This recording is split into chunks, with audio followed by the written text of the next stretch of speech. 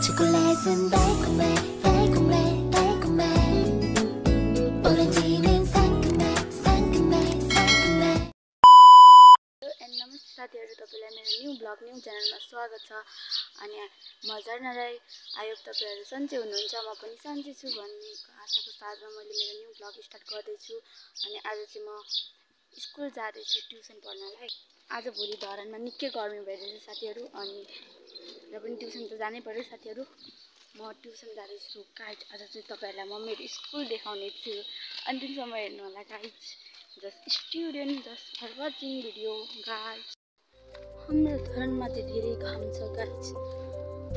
आज भोलि निकै नै गर्मी टाइपको छ। हाम्रो स्कुल चाहिँ चौकी छेउनेरै पर्छ, चोक धेरै छेउनेरै पर्छ गाइज। अनि मेरो साथीहरु किन हिँडिसक्यो रहेछ मलाई टाइम थाहै भएन।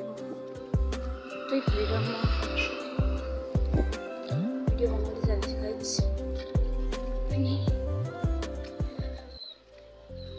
एक्जाम चलिरहेको छ अहिले हाम्रो स्कुलमा चाहिँ गाइज। अनि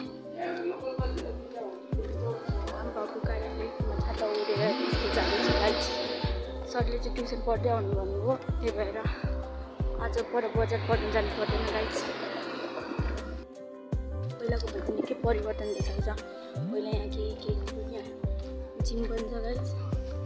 पहिला यति साह्रो यहाँ दोकानहरू थिएन, अहिले चेन्ज भइसकेको छ। पहिला म आउँदाखेरि त गाउँ जस्तै थियो गाइज।